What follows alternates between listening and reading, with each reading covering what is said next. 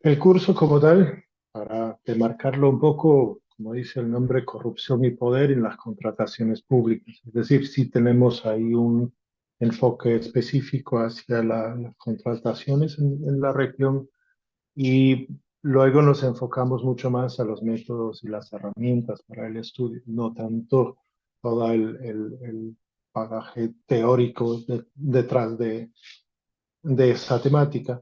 Mm, Ahí va.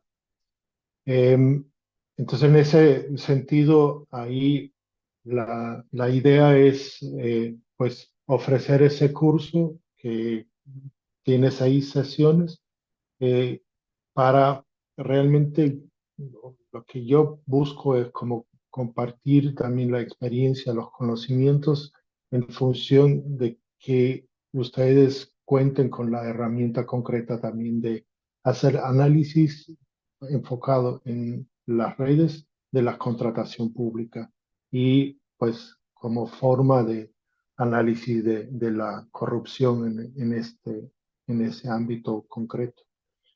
El curso como tal, 6 cursos, lo ideamos en- en ese sentido, la ruta. Hoy la primera sesión, conceptos, ¿no? Un poco el vocabulario común para que podamos hablar de corrupción y de redes, ¿no? Y de redes de corrupción en el campo de la contratación pública en la región. Luego la sesión 2 es específicamente sobre los datos relacionales. Siempre uno de los grandes desafíos cuando hablamos de corrupción, sea de la cual sea, es el acceso a datos. Generalmente quienes cometen actos de corrupción buscan mantenerse ocultos, ¿no? Y que no se conozca. Por lo tanto, tenemos que lidiar con esa dificultad de acercarnos a un fenómeno eh, oculto, semioculto, pero que deja de alguna manera señas en, ah, en sus alrededores y en las contrataciones públicas, pues en los datos a los que podamos acceder. Entonces, el tema de los datos va a ser toda la próxima sesión. Eh, Vamos a ver, pues, Guatemala, obviamente, Guatecompras, la plataforma, el SICOP en Costa Rica, Honducompras también para el caso de Honduras, El Salvador. Existe Comprasal, pero es un poco más limitada la página y el acceso a datos. Entonces, vamos a ver eso en la segunda sesión y ya desde luego enfocarnos a los datos relacionales para hacer análisis de redes. La sesión 3 4 y 5 sería más bien una cuestión de herramientas y de ejercicios prácticos, es decir, con los datos de las contrataciones públicas, qué podemos hacer, qué herramientas tenemos y qué podemos leer a partir de esto, qué análisis podemos hacer a partir de la aplicación de estas herramientas. Herramientas ahí anunciado como en términos genéricos para hacer análisis de red.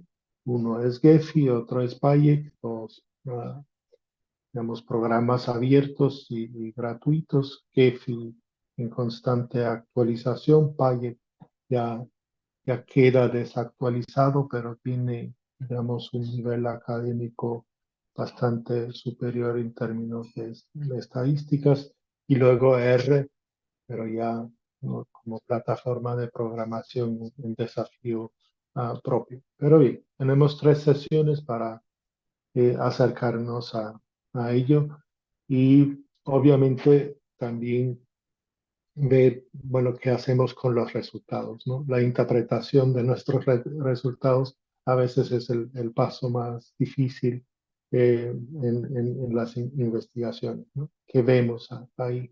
Y eso vimos durante esas 3 sesiones, pero también obviamente en la última sesión cuando discutamos sobre los aprendizajes y se cierra. Así que en términos generales, Cuando hay alguna pregunta, creo que es mejor, o algún comentario es mejor que abran el micrófono y pidan la palabra, porque no puedo ver las manos levantadas. Ahí no tengo todas las caras visibles en la pantalla.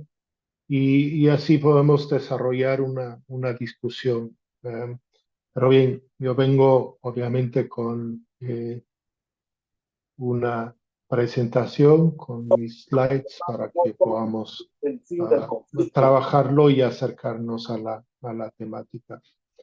A ver, como decía, la primera sesión, conceptos, vocabulario en común sobre corrupción y redes, que eso sería, digamos, sobre lo que vamos a trabajar durante el resto de la sesión.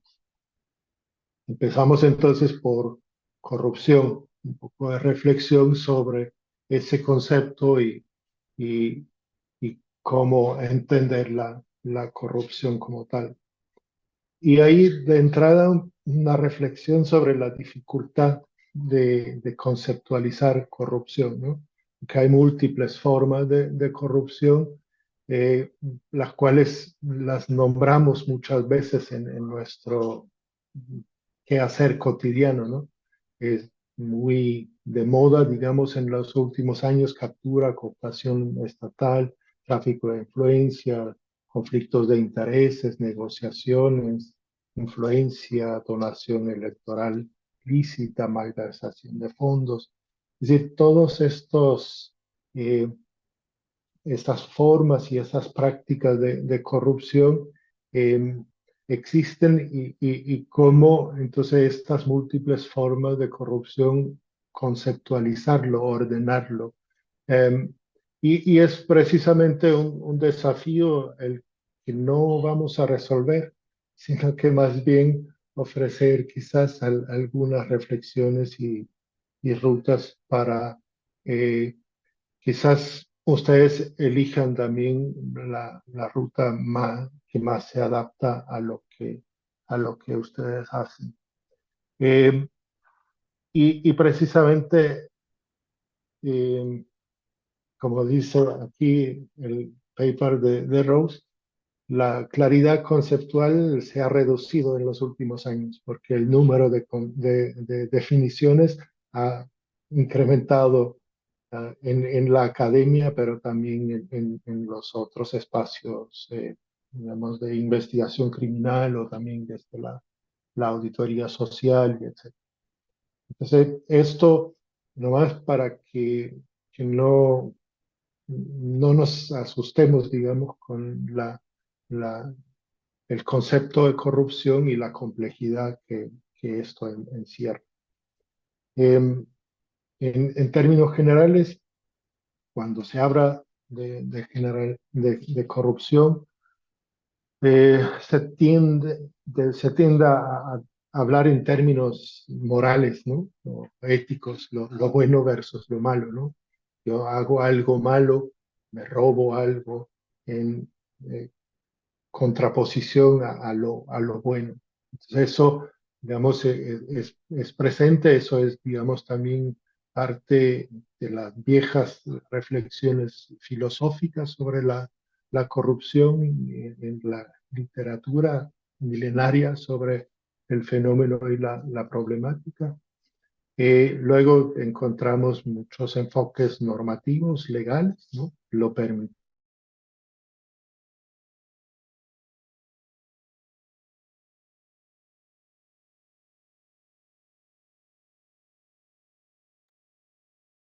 Harald, o yo me quedé pegado. Hola, hola, hola. Hola. Creo que me escuchan todos y todas, o me quedé pegado yo.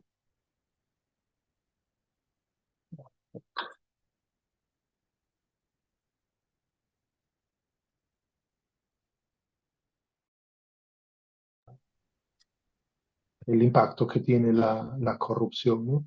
Eh, y ahí se habla el beneficio versus los daños, ¿no? De cuánto dinero desaparece debido a la corrupción, de cómo eso afecta los derechos humanos de la población, eso es toda una literatura que se desarrolla también.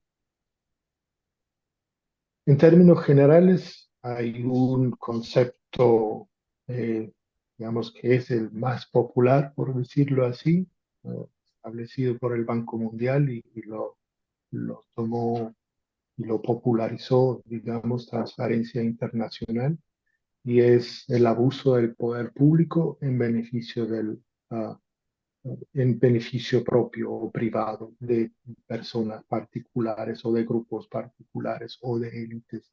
Eh, Tenemos ahí, obviamente, dos elementos, lo público y lo privado, y una interacción entre ambas esferas.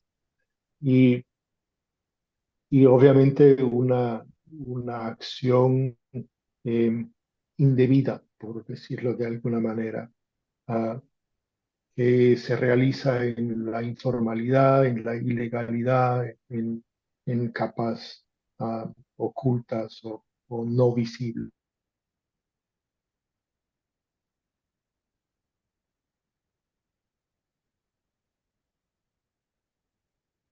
Actores de poder político o desde el Estado y actores privados y una relación entre ambos. Y eso, digamos, ya son nuestros primeros elementos para empezar a pensar algunos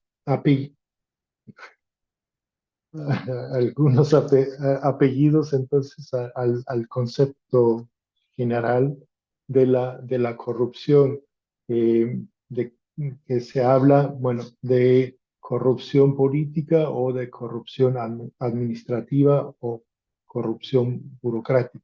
La diferenciación ahí sería, bueno, por un lado, la corrupción política hace énfasis mucho más al nivel de tomadores de decisión y a la distorsión de las reglas y de la normativa, de quienes definen la normativa de más alto nivel, y la corrupción administrativa burocrática más a nivel de la ejecución, más a nivel de servidores públicos, funcionarios públicos de menor rango, y se trata mucho más de la violación de las reglas establecidas. Luego, la corrupción política, y a esta le podemos poner como otros apellidos más en el sentido de diferenciarlo por el ámbito institucional donde se desarrolla, ya sea en el ejecutivo, la corrupción en el legislativo o la corrupción judicial, o luego también diferenciarla por nivel, ¿no? La corrupción a alto nivel sería en ministerios, desde los congresos, de gobernaciones, altos funcionarios, o de nivel bajo de servidores. Otra forma de ponerle apellidos a la corrupción sería por el tipo de transacción.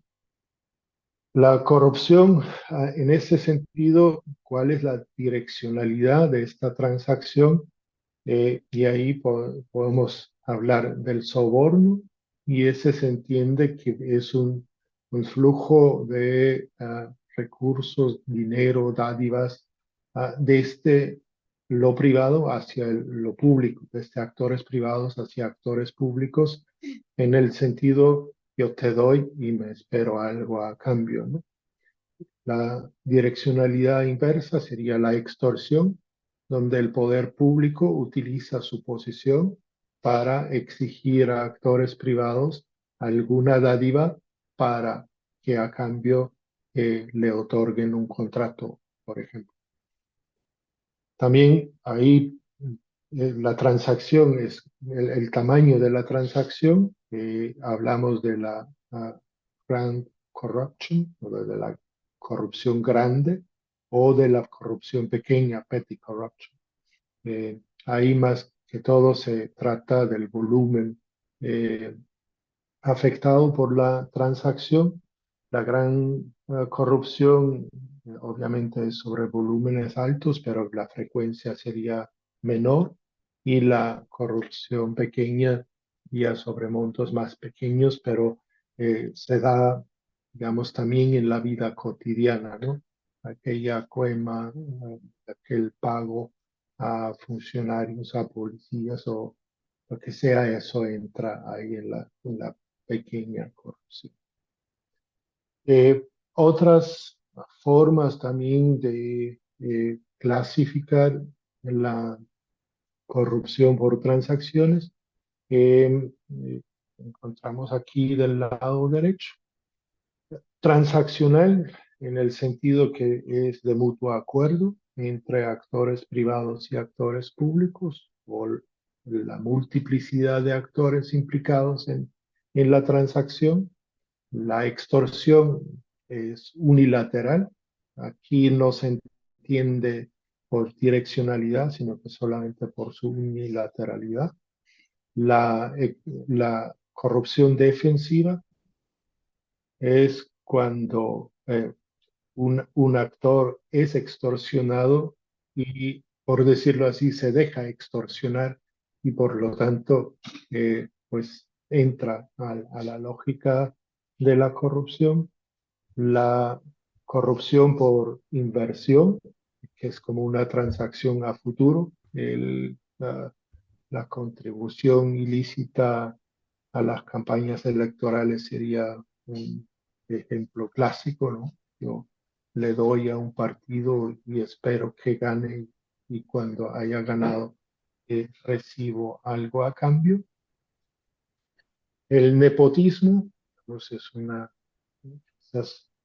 forma micro, en términos generales, de las redes familiares, pero que puede tener impactos bastante fuertes de lo que hemos observado también en la región. Los lazos familiares muchas veces forman parte de las transacciones o de las redes que rodean la acción corrupta en términos de redes de lavado de dinero para ocultarlo, las redes para garantizar la impunidad de estos actos. Y eso precisamente es la última forma aquí de transacción en función de la protección del acto de corrupción. Y ahí estamos hablando de la lógica de la impunidad, ¿no? Protejo a los actos corruptos o a los actores corruptos en un manto de impunidad y eso permite pues la perpetuidad o la continuidad de estos. Otros enfoques digamos, de corrupción que son también interesantes e importantes es verlo a partir un poco más desde lo sistémico, ¿no? Si es una corrupción más focalizada hacia ciertas instituciones, es decir, una municipalidad, una dirección de compras de un determinado ministerio, eh, es la entidad afectada o que participa en actos de corrupción o si es un fenómeno mucho más generalizado que abarca instituciones mucho más, de manera más extendida en los estados, ¿no? Que es mucho más generalizado, un sistema ya establecido. Luego, otra forma es verlo si es centralizada o descentralizada, y eso también es importante diferenciarlo. No es lo mismo ver el fenómeno de la corrupción cuando hablamos de las contrataciones a nivel de ministerios o a nivel de municipalidades. La lógica puede ser muy distinta por el tamaño de las transacciones, por el tipo de actores que participan también en esas transacciones. A nivel descentralizado, por ejemplo, en Guatemala se observa mucho más la participación directa también del crimen organizado, es decir, del narcotráfico en estas zonas, sobre todo también en las zonas fronterizas. Entonces, la corrupción descentralizada empieza a, a formar parte estratégica de redes criminales mucho más complejas. O también podemos clasificar de alguna manera la corrupción por los motivos, ¿no? Eh, el motivo, el beneficio particular, decíamos al principio, pero si es un beneficio individual para una persona, si es una transacción muy uh, eh, quizás pequeña, a escala pequeña, o si es en beneficio ya de un grupo o de una institución más amplia. Eso sería ya el caso de una corrupción mucho más sistemática, donde tenemos algún tipo, llamémoslo mafia establecida que de manera sistemática se beneficia de los recursos extraídos del erario público y que ese beneficio entonces se reparte de alguna manera en este grupo, ¿no? Y se reparte generalmente también de manera jerárquica. Eso lo han demostrado muchos casos de corrupción donde, digamos, las personas que ocupan posiciones de poder más altas pues reciben también la tajada más grande del pastel. Y en los motivos, obviamente, y ahí, digamos, la experiencia de decir sí, creo que ha aportado muchos elementos también a esa discusión, que los motivos giran alrededor del enriquecimiento ilícito, del ejercicio del poder o la a permanencia en el ejercicio del poder y la impunidad como tres elementos importantes en un fenómeno ya mucho más sistémico de corrupción. Y ese tipo de corrupción también muchas veces pues se relaciona también de manera mucho más directa con las élites gobernantes y es como un elemento top-down en la sociedad, tanto a nivel de la élite política como también a nivel de la élite económica. Todo este conjunto de apellidos y formas como de ordenar la corrupción nos ofrecen obviamente distintos caminos en la investigación que se puede desarrollar. Personalmente, eh, trabajé junto con la CICI dos informes y lo acabo de mencionar. Veo mucho digamos, los tres elementos del ejercicio del poder, del enriquecimiento y la impunidad como elementos fundamentales para entender ya fenómenos mucho más complejos y ahí ya hablamos mucho más de eh, fenómenos desde la sociología o desde las ciencias políticas, ¿no? Mucho más amplios, fenómenos más amplios de, de corrupción. Y ahí hay también distintos conceptos que hemos discutido, creo yo, en muchos espacios durante los últimos años. La captura del Estado, obviamente, es uno de estos conceptos y viene, digamos, de la lógica de si actores o agentes económicos son capaces de influir o de alterar las políticas públicas en función de beneficio propio.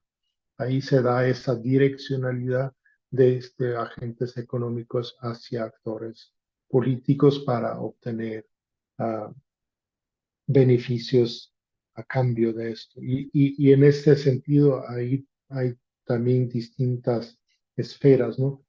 La captura, obviamente, de la política, también los mecanismos de impunidad, pero también la economía de captura. Y eso el concepto con el que he trabajado en el informe de Paraíso Desigual en Guatemala, analizando precisamente casi 300.000 contratos públicos en Guatemala entre 2004 y 2017. Y es ahí la economía de captura, es el concepto de decir, hay una esfera de interrelación entre lo privado y lo público que se traduce en esos beneficios propios, ilícitos, irregulares, indebidos. Y esa es la esfera de la economía de captura. La economía de captura en este sentido se puede dar no solamente en la contratación pública, sino que también se puede dar, por ejemplo, en la contratación de deuda pública, con qué bancos privados adquieren los estados deuda. Se puede ver obviamente también en el tema fiscal, eh, qué cláusulas de exenciones fiscales existen, qué maneras de evasión fiscal existen, qué zonas grises deja abierta la legislación para que quienes tengan más paguen menos impuestos, etcétera. Sea, esa lógica de la captura del Estado y de esta economía de captura ha sido y es un concepto que está presente en las discusiones en la región también. Es un concepto que viene, bueno, desde autores vinculados al Banco Mundial y estudiando sobre todo el fenómeno en los países postsoviéticos y en esa etapa de transición desde principios de los 90 hasta el presente. Y hay autores que enganchan precisamente también con esta lógica en estos mismos países y analizan redes de contratación pública. Eso serían aquí Fazekas sobre todo y otros autores que bueno, los vamos a ver todavía muchas veces en lo que vamos a hablar. Ahí quizás también siempre importante verlo en el sentido de que eh, eh, esa dinámica no afecta al Estado como una entidad homogénea, ¿no? Sino que el Estado como una entidad compleja que también puede ser afectada por estas dinámicas de captura en diferente grado a diferentes niveles del propio Estado. Otros conceptos similares o relacionados son la gran corrupción, la vimos también, la cleptocracia. Nombro estos dos porque hay un, digamos, informe reciente que también se ha divulgado mucho en la región de USA, que habla de estos fenómenos eh, y que nos hablan ya más bien de un fenómeno sistémico, ¿no? Donde pues ya no son actores aislados, sino que son eh, actores que se interrelacionan de manera compleja y que de manera sistemática eh, impulsan la corrupción como parte de su modus operandi de enriquecimiento, de perpetuidad en el poder y de impunidad. Y bueno, lo de State Corporate Crime creo que también es un concepto interesante que se relaciona eh, porque, digamos, lo nombra de manera directa, ¿no? Es cuando el Estado y las empresas enganchan en relaciones criminales. Y cuando hablamos de corrupción en las contrataciones públicas, pues estamos hablando de esa relación entidad estatal con empresa privada, en esta relación de compra-venta y entonces también este concepto nos ofrece herramientas adicionales.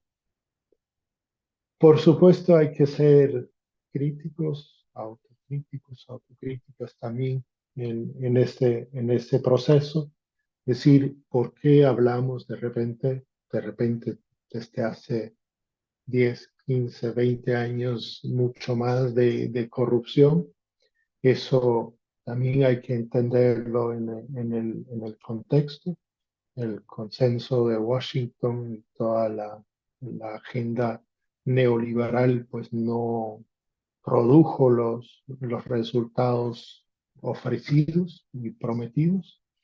Entonces, digamos, ya esas teorías clásicas de crecimiento económico basado en los clásicos no son capaces de explicar sobre todo la falta de desarrollo.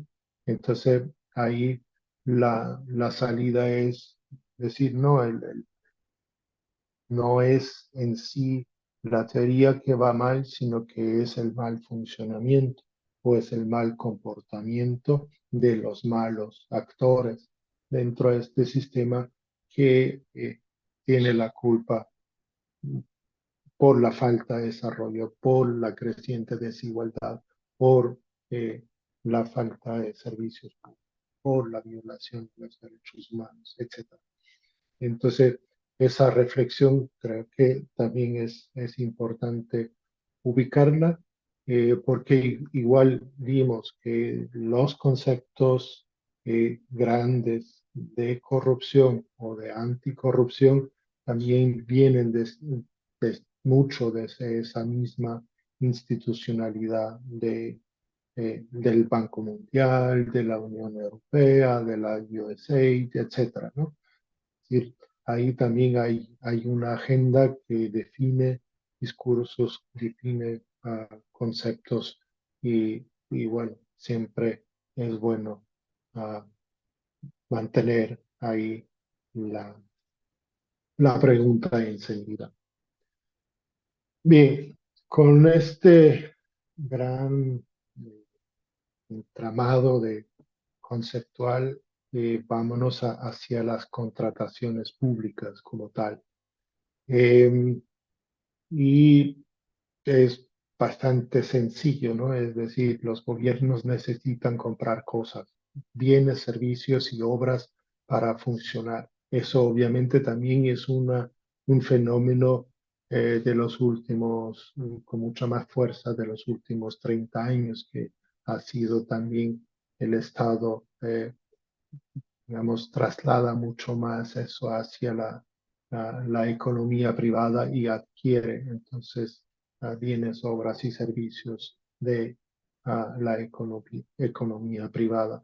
Y por tanto es un mercado que ha crecido muchísimo en las últimas décadas y se estima, por lo menos ese es el número que todos los estudios citan, que son millones de dólares que ese mercado representa mundialmente, pero que una mínima parte realmente se publica abiertamente. Es decir, el acceso a los datos es altamente limitado.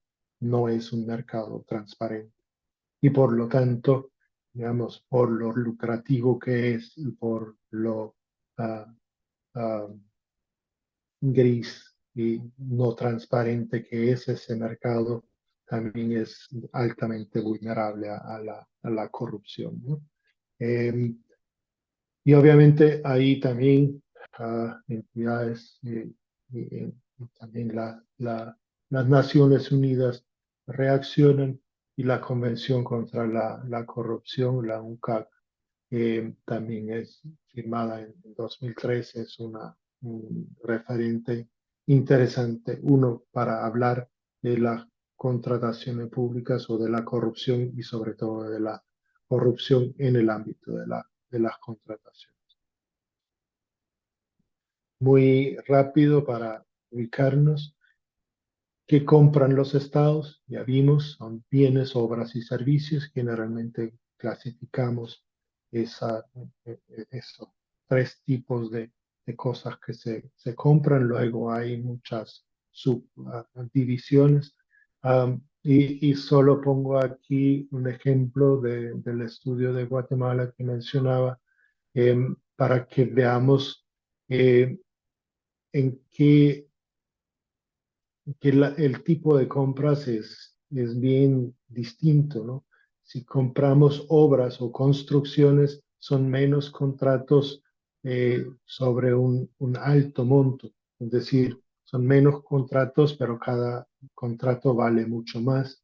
En salud, en cambio, por lo menos en Guatemala, son muchísimos contratos, también sobre muchísimo dinero, pero lo que significa que son muchísimos pequeños contratos que se adjudican en el ámbito o en el mercado de la salud.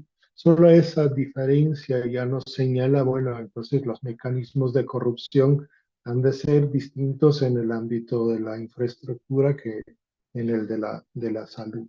Entonces, ahí es importante saber qué compran los estados. ¿Cómo funcionan estos ciclos de las contrataciones?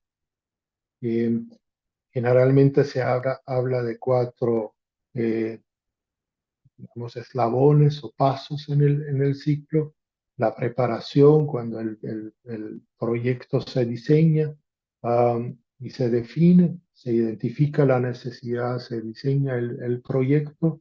Eso obviamente también ya puede ser que ocurra corrupción a ese nivel, es decir, pónganme un puente aquí aunque no haya río, porque si ponemos un puente yo puedo obtener mi porcentaje de esa construcción, por decirlo ah, así de manera muy burda.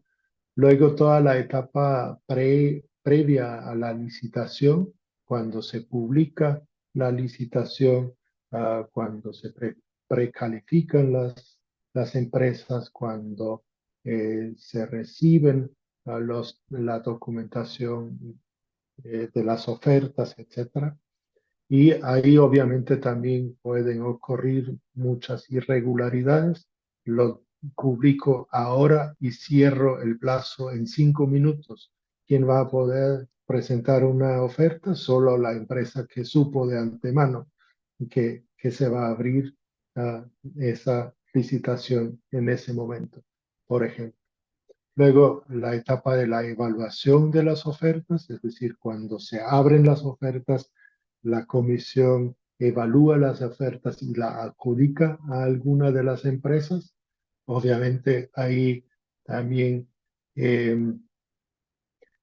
eh, es común que puedan ocurrir irregularidades en este proceso, que hay alguien que abre todos los sobres antes, avisa a la empresa y a una de las empresas y la empresa pues hace una pequeña enmienda y todavía logra colar su oferta, etcétera.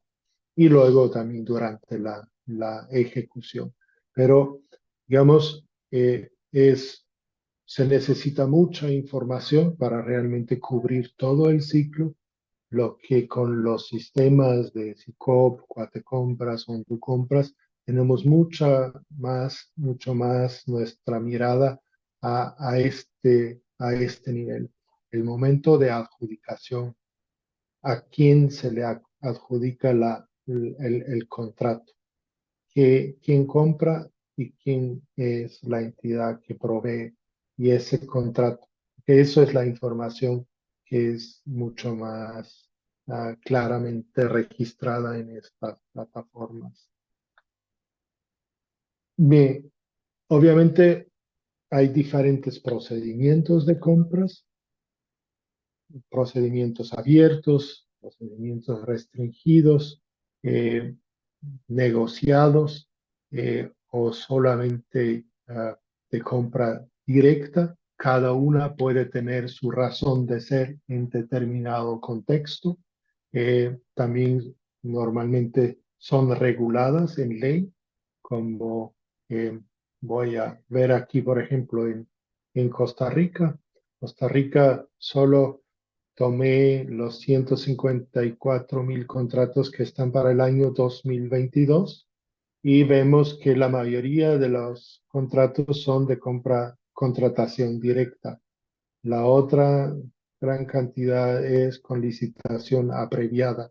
Entonces, tendremos que ir a la ley de contrataciones, entender de qué se trata, contextualizar esa información y ver cómo la analizamos. En Honduras es similar, digamos, la gran cantidad de compras es por compra directa y algo similar creo que vemos aquí también en Guatemala, sí, en el mercado de salud, por ejemplo. Es decir, ahí hay algo que, que hablar de cómo se dan los procedimientos de compras, qué ventajas, desventajas. Luego también quién compra, qué entidades estatales compran. Solo pongo aquí un ejemplo del mercado de seguridad privada y de armamento en Guatemala.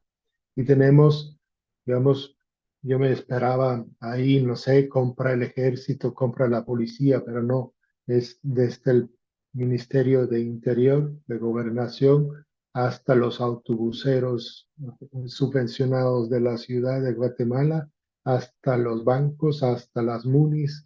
Es decir, ahí hay a veces mucho más diversidad en las entidades que compran de lo que esperamos. Son entidades centralizadas, es decir, compra el Ministerio de Salud, por ejemplo, los lotes de medicina de manera centralizada o lo compra cada hospital por aparte. ¿Cómo entender y cómo analizar ese tema de quién compra? Ahí eso también influye en los análisis. ¿Quién vende? Es el otro tema, las empresas privadas, las proveedoras. Y aquí solo hago o presento este elemento. Aquí cada punto eh, negro aquí es una entidad pública que establece un contrato con una entidad privada, con una empresa blanca, ¿no? Pero a la par vemos que también hay conexiones entre empresas. Es decir, normalmente asumimos que en una licitación compiten empresas de manera independiente, son competidoras, ¿no? Pero ¿qué tal si las empresas al final de cuentas en realidad tienen los mismos dueños? O si las empresas se ponen de acuerdo previo a la licitación. Eso se llama colusión, ¿no? O otro tipo de irregularidad. Entonces, ahí en este ámbito creo que hay poca investigación, mucho desafío de profundizar también. Um, y Una pregunta, obviamente, bueno, sí, ¿cómo está? Mire, quería saber, usted que ha revisado las plataformas de compras de varios países, ahí vi que Guatemala, Costa Rica, Honduras, en este tema de quiénes son los que le venden al Estado, en el caso de Costa Rica, cuando se presentan las ofertas, tiene que decirse con base en los libros de accionistas quiénes son los dueños de las empresas, de la empresa que está ofertando.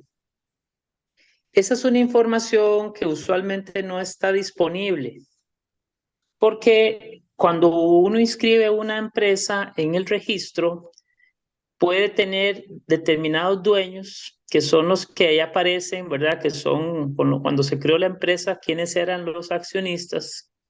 Pero luego esa sociedad puede ser vendida y entonces quien se quedó con las acciones va a quedar solamente en lo que se llama el libro de accionistas, que es uno de los libros privados que tiene que llevar cada empresa. Y entonces, cuando se hacen investigaciones, hay que tener ese cuidado porque lo que aparece en el registro no necesariamente es el dato actualizado de quién es el dueño. Pero eso es en Costa Rica. Y creo que es una gran ventaja que eso esté así porque precisamente se puede, digamos, hacer ese tipo de estudios de las redes o de los, ¿verdad? De quiénes son los dueños, si son los mismos dueños, ¿verdad? Las personas físicas o jurídicas, etcétera. Pero la pregunta es si en Guatemala o en Honduras la legislación también establece la obligación de revelar quiénes son los accionistas, los dueños de las acciones, no solamente el representante que tiene toda la autoridad para hacer la oferta y obligar a la empresa, ¿verdad? Sino también el tema de la titularidad de las acciones.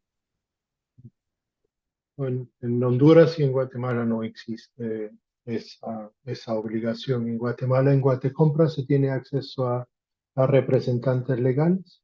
En Honduras es similar. Y luego el tema se dirige hacia los registros mercantiles y ahí el tema de acceso es otro dolor de cabeza distinto, ¿no? En Guatemala obviamente se puede consultar y se compra la información. En Honduras es mucho más abierto el, el acceso.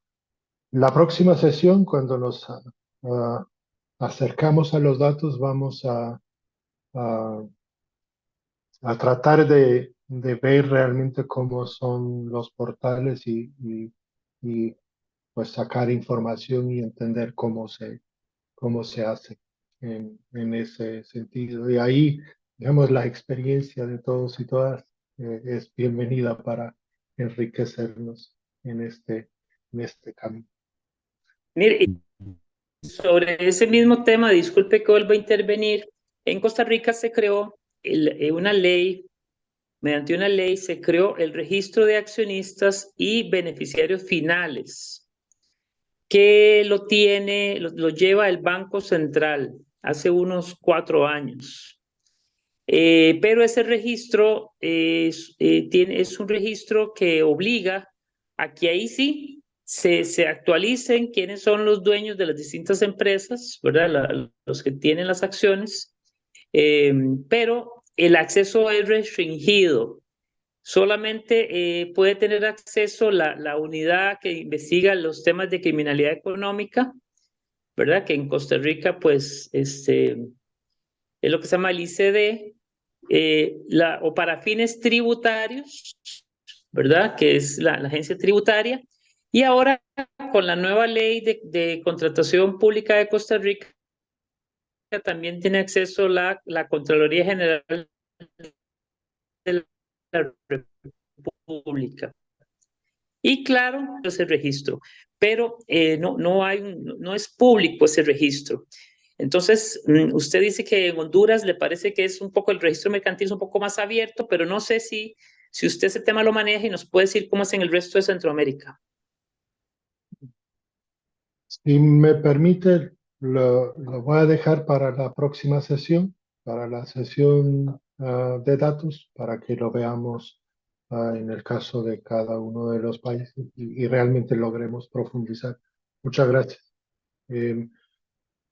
Pero sí, de entrada, el tema de los datos es un gran desafío y a veces sí tenemos que hacer algún tipo de compromiso de trabajar con datos secundarios para acercarnos a la realidad o para usar datos aun cuando sabemos que, por ejemplo, en Guatemala solo tenemos datos de representantes legales, no vemos todas las conexiones entre las empresas, pero por lo menos trabajemos con la información que tenemos acceso. Es decir, como ese equilibrio, con eso vamos a tener que trabajar en este tema. Pero muchas gracias, Vini. A ver, la Convención de Naciones Unidas obviamente nos establece, digamos, como, digamos, un sur cómo sería la buena práctica para las contrataciones públicas, ¿no? Que sea un sistema sólido, transparente, con decisiones objetivas, sin influencia política, con un sistema donde se pueda impugnar, revisar, íntegro, y, y, y por lo tanto, cuando vuelvo entonces al tema de la corrupción en las contrataciones públicas, cuando hablamos de corrupción en el ámbito específico de las contrataciones públicas, hablamos de la ruptura de estas mejores prácticas a lo largo de todo el ciclo. Y con eso se violan las normas, regulaciones y principios de contratación previamente establecidos, ¿no? Y ese mercado ya no es abierto, ya no es justo, ¿no? Cuando se violan esas regulaciones. Y esto, de nuevo, como en la lógica de la definición general de corrupción, esta violación o este acto de corrupción en función de beneficios particulares o beneficios para un grupo privilegiado para obtener contratos y excluir a otros de estos mercados. Eso sería la definición que yo utilizo de corrupción en contrataciones públicas. Y luego conocemos ahí un montón de diferentes prácticas de corrupción, ¿no? Que caben dentro de esta violación a normas, regulaciones y principios. El soborno, el chantaje, el pago de comisiones, el cohecho, uh, esas licitaciones colusivas en el sentido de que los actores privados se ponen de acuerdo antes de presentar las ofertas, otros procedimientos fraudulentos que distorsionan la competitividad en eso. Entonces hay una serie de prácticas que se pueden identificar y cuando nos acercamos con el desafío, bueno, cómo investigar la corrupción en lo de las contrataciones públicas, tenemos que definir también qué tipo de prácticas vamos a investigar. Muy difícilmente vamos a poder abarcar todo y explicarlo todo con nuestras investigaciones. Entonces, sí, ubicarlo en este contexto. Y ahí, en este tema de las prácticas de corrupción, ahí a ese mismo nivel hay muchos estudios que utilizan banderas rojas, ¿no? Esa forma de señalar riesgos de corrupción en todo el ciclo de contratación. Y una bandera roja puede ser un procedimiento no competitivo de licitación. Normalmente la compra directa es calificada como un procedimiento no competitivo. Entonces, ese contrato recibe una bandera roja, ¿no? Un concurso con una oferta única. Se abrió una licitación y solo hay una oferta, no 2, 3 o 5 o 10 ofertas. Ese también recibe una bandera roja. Los concursos donde no hay documentación de toda la etapa de licitación, no se puede entender qué pasó, cómo fue todo ese proceso, cómo se tomó la decisión, bandera roja. Que el periodo de presentar ofertas es muy corto, solo 24 horas, solo 5 minutos, bandera roja. Que de la adjudicación, de la firma del contrato, de esa toma de decisión, tampoco hay documentación disponible. Bandera roja. Es decir, todas estas señales de irregularidades que son como pequeñas y que podemos extraer de la data a la que accedemos. Entonces, lo que hacen normalmente este tipo de estudios, es decir, dejan correr el análisis cada contrato por el conjunto de banderas y si obtiene 8 banderas rojas de 10 posibles, es un contrato con alta probabilidad de corrupción de bandera roja. Es decir, es una relación riesgosa, una relación muy probable con algún tipo de irregularidades. Eso es la lógica de las banderas rojas.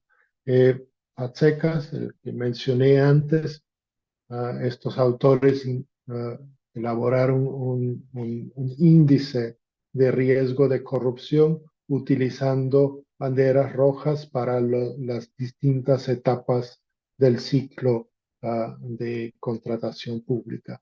Ahí está el link también hacia ese informe y eso puede ser útil.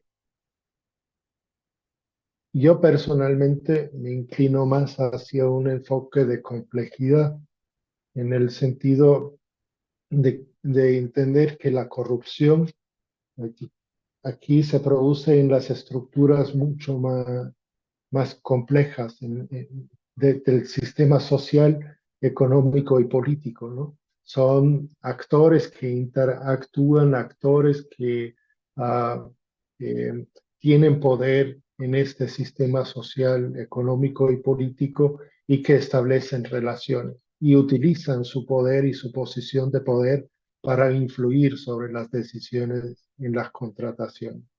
Entonces, eso es, digamos, una primera forma de acercarse.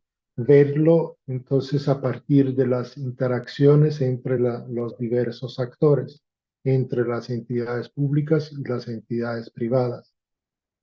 En los análisis clásicos cada contrato es una relación entre un actor público y un actor privado.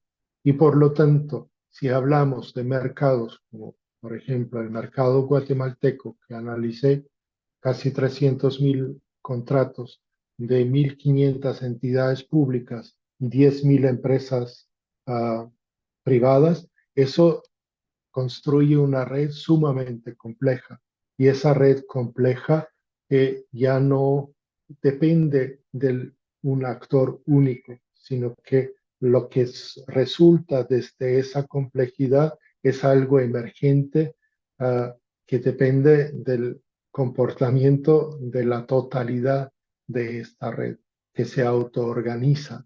Y en este sentido, la herramienta de análisis de redes nos ayuda a acercarnos a esta dinámica más compleja. Y ese es el enfoque con el que quisiera trabajar ya durante el resto de las sesiones aquí. Bien, perdón, me lo brinco nomás para ir al siguiente tema, los conceptos básicos cuando hablamos de análisis de redes. Es decir, estamos a 20 minutos del final y me estoy cambiando al segundo gran bloque de esta primera sesión. Muy probable no vamos a terminar en tiempo, pues le vamos a dar hasta donde alcanzamos y el resto ya lo dejamos para la segunda sesión. Porque cuando hablamos de redes también necesitamos un vocabulario para entendernos. ¿De qué hablamos? ¿De qué hablamos cuando hablamos de redes?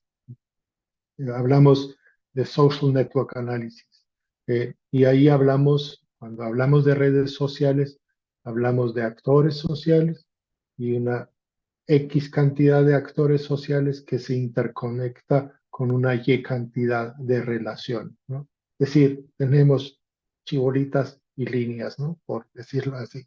Y estos actores están conectados por relaciones o no están conectados por esas relaciones.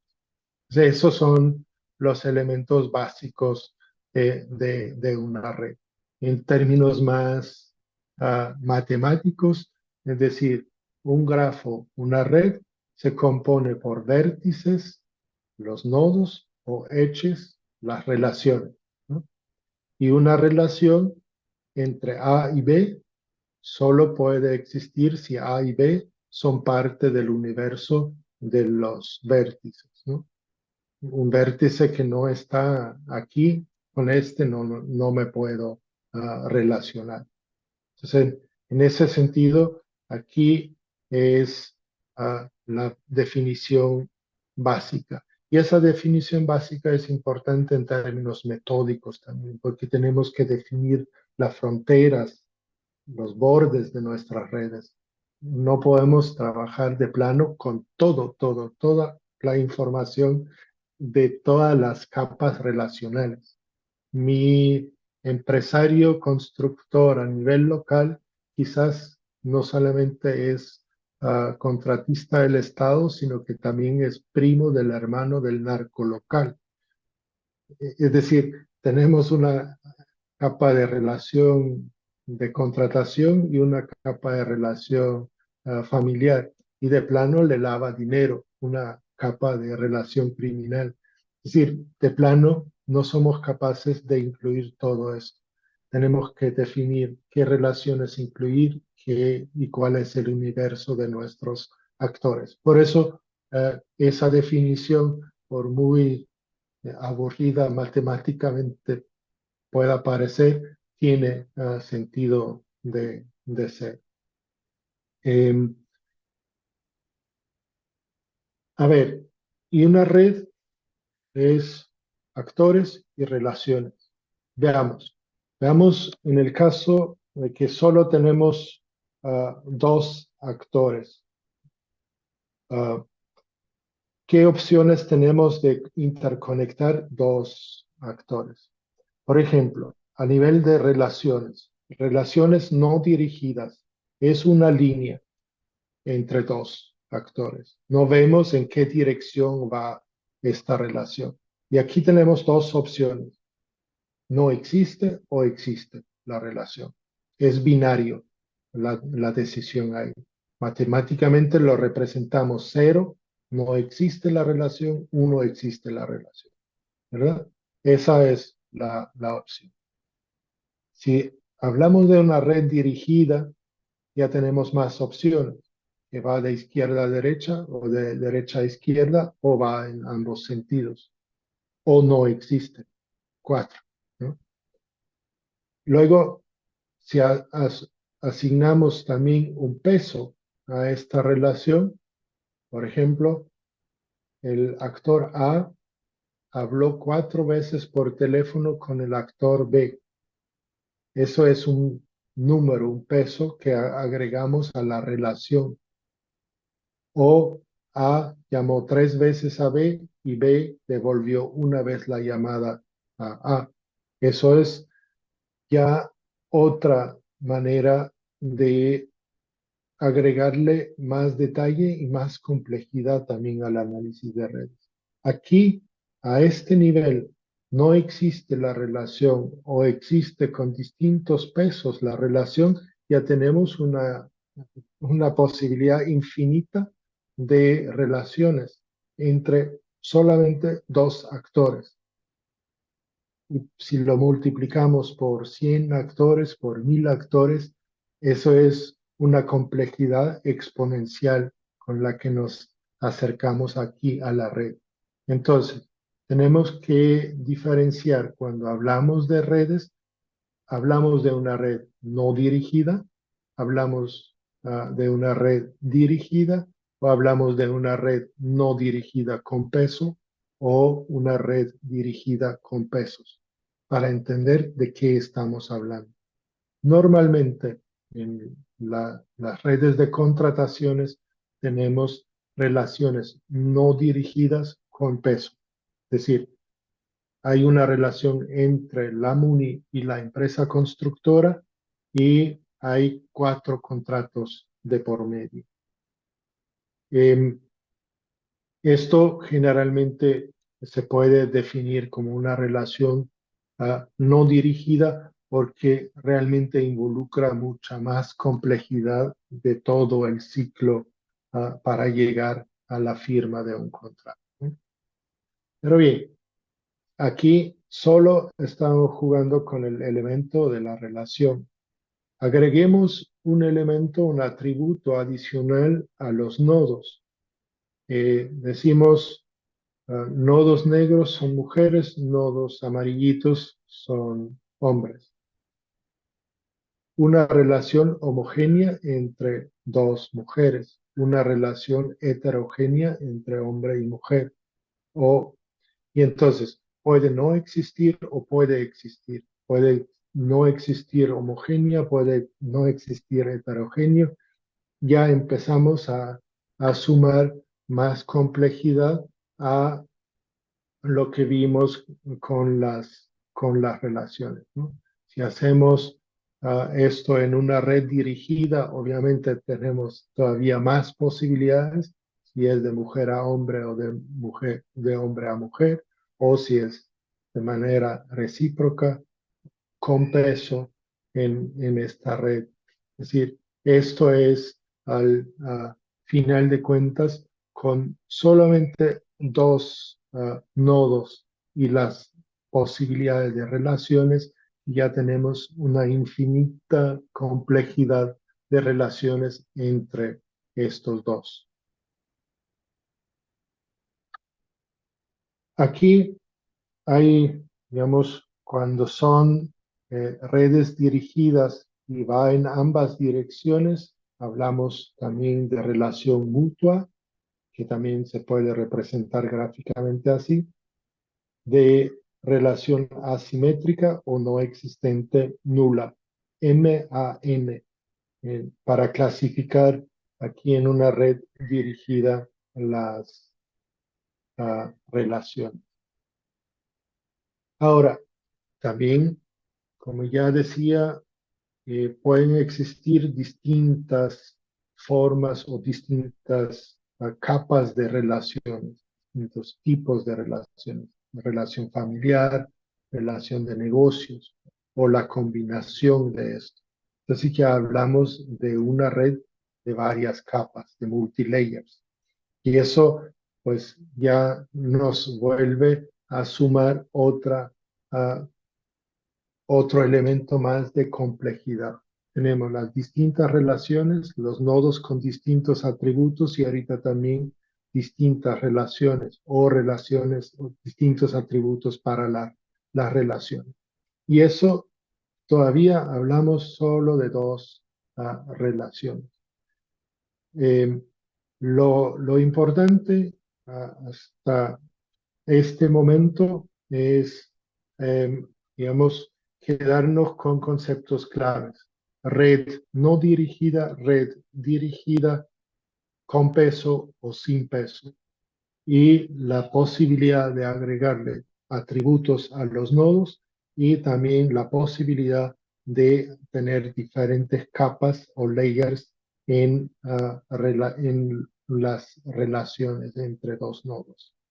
Entonces, con estos vocablos, digamos, ya podemos entender de qué tipo de redes hablamos.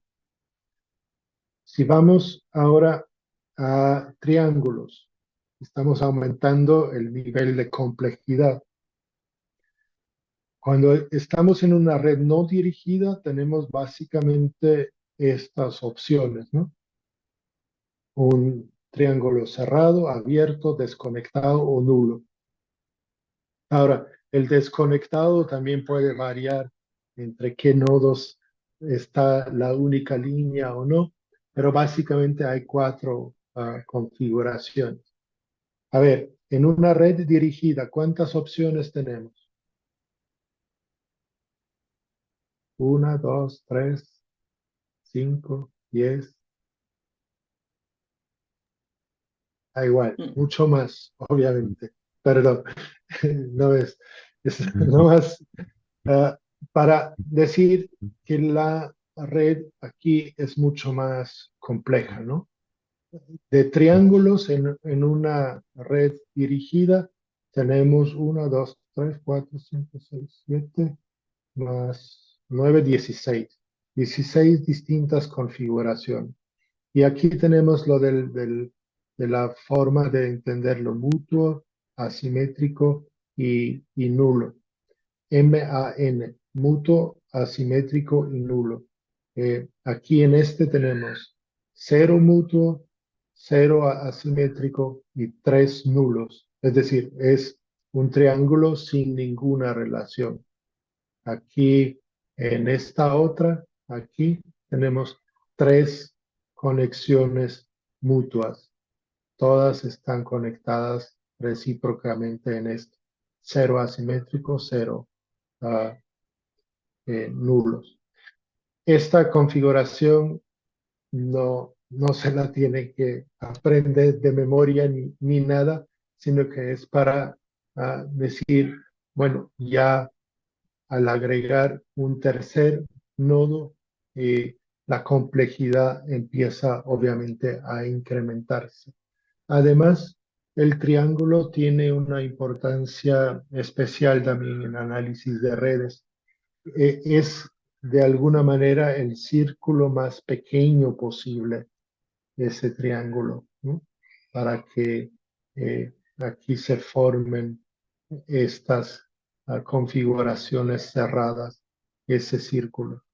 Y entonces esto se llama también, es una forma de representar cohesión en una red. Se llama de clustering.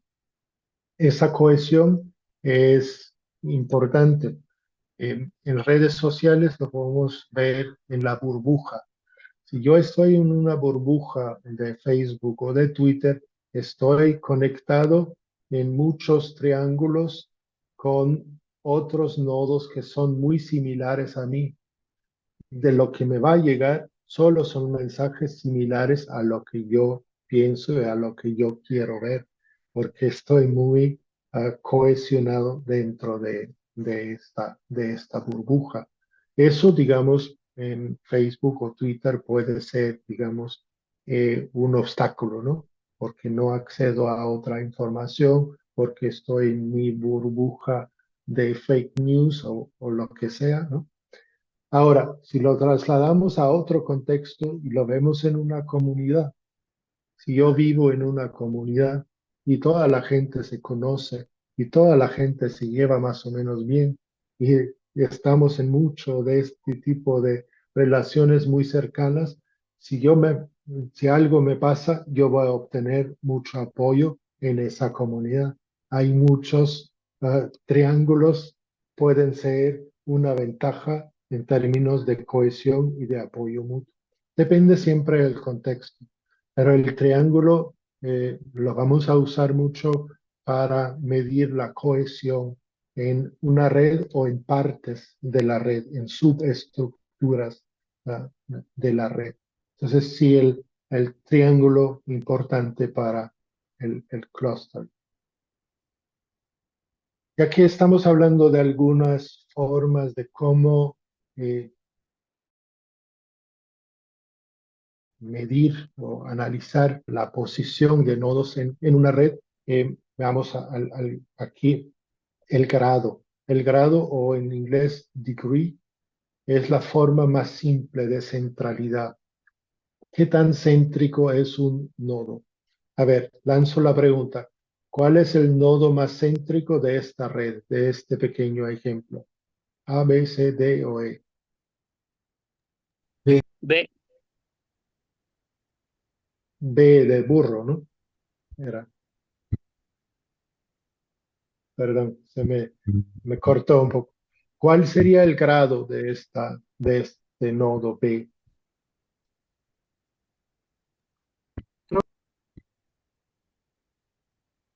Perdón,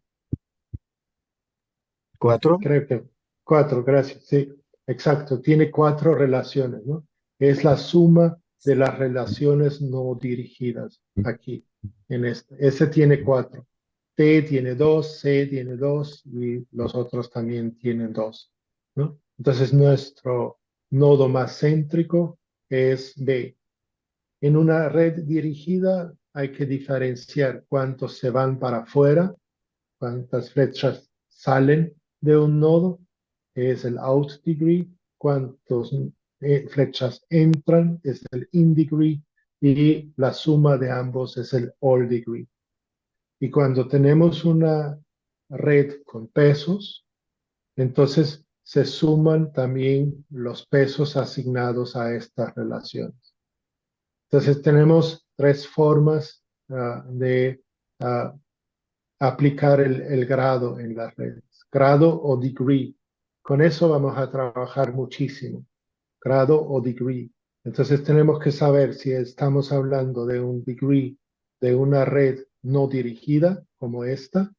Ahí es el número de relaciones. Si es dirigida, cuántos salen, cuántos entran, o la suma de ambos, o si también tenemos pesos asignados y vamos a sumar los pesos junto a las relaciones. El grado. Bien, veamos eso con un poquito más de detalle. ¿Verdad? A ver, 5 minutos. Bien, aquí un concepto adicional, una red de un modo. Una red de un modo se refiere al tipo de nodos. Solo tenemos nodos del mismo tipo, solo personas, solo empresas, solo instituciones, solo conceptos o lo que sea, ¿no? Pero son el mismo tipo. Entonces, aquí aunque sean del mismo tipo, sí le podríamos asignar diferentes atributos. Eso sí, son personas, masculinas o femeninas, ¿no? Ese sería luego como un atributo, pero todas son personas. En fin, aquí tenemos una red de un modo no dirigida. De esta manera la representamos. A se relaciona con D y B, B con D, A y C. Esta gráfica la podemos representar también en forma de una matriz.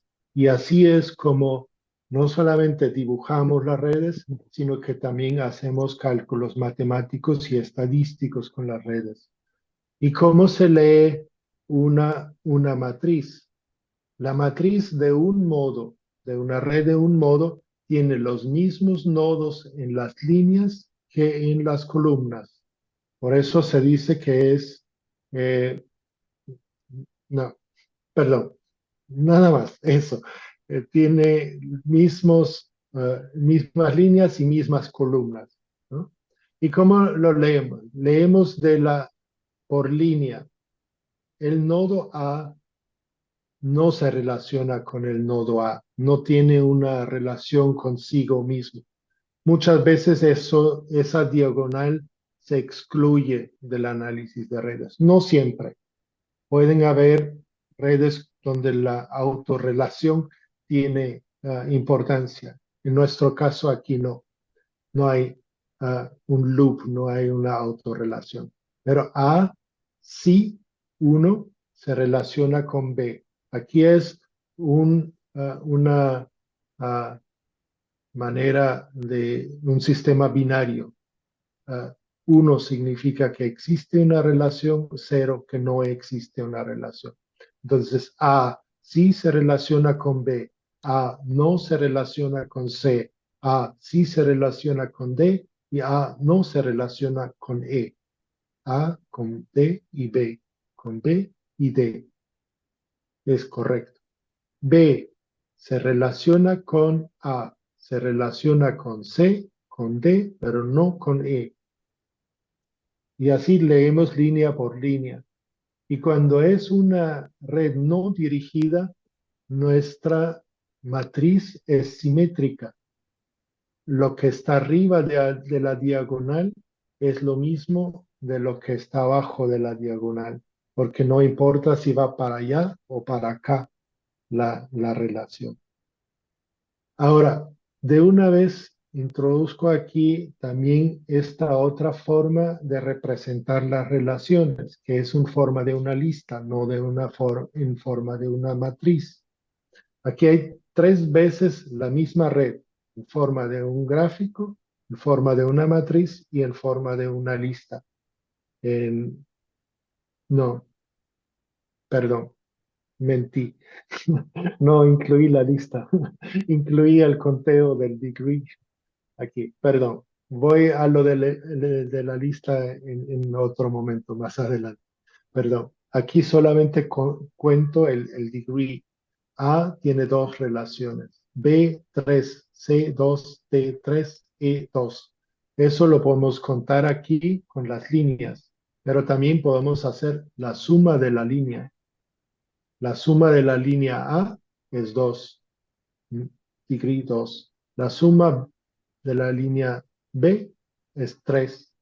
Así matemáticamente podemos calcular los degrees en una red de un modo. Yo que vivo aquí entre como 6 iglesias a mi alrededor, oigo las campanas a mis Perdón, alrededores, ya se nos cumplió la tengo, hora. eso iba a decir, que fíjese que yo tengo una reunión ahorita, no sé si vamos a terminar en un momento o me puedo salir antes, no sé. Tal vez. Usted, No, Jara, más bien, bueno, tal vez lo podemos, sobre todo para respetar el espacio tuyo y el espacio de todas las demás personas, porque como acá también es hora del almuerzo, nos pasamos un poco la hora del almuerzo, entonces tal vez lo podemos dejar por acá y retomamos acá donde quedamos en la próxima sesión que me olvidé ¿cuándo era? El 30 y, a ver, en agosto. De hoy en 15, esta. Yo en 15, ¿verdad? Sí. Ajá, 31 de agosto. 31. El 31 de agosto. Entonces, bueno, si les parece, bueno, más bien agradecerle mucho a Harold por el tiempo, porque Harold está en República Checa, entonces va 2 horas adelante, o perdón, 8 horas adelante. Entonces son las 10 de la noche en República Checa, así que bueno, tal vez lo podemos dejar por acá y nos veríamos en 15 días, si a Harold le parece también. sí, como no, y solo para decir que hoy, digamos, es como más teórico, más conceptual. Las próximas sesiones serán un poco más prácticas, también donde aplicamos todos estos vocabularios y hacemos aplicaciones prácticas.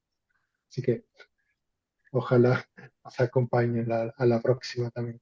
Gracias. Sí, Yo muchísimas. Fran, tenía una pregunta. ¿Cuándo suben esto? No, todas las sesiones se van a subir probablemente hacia el final del curso.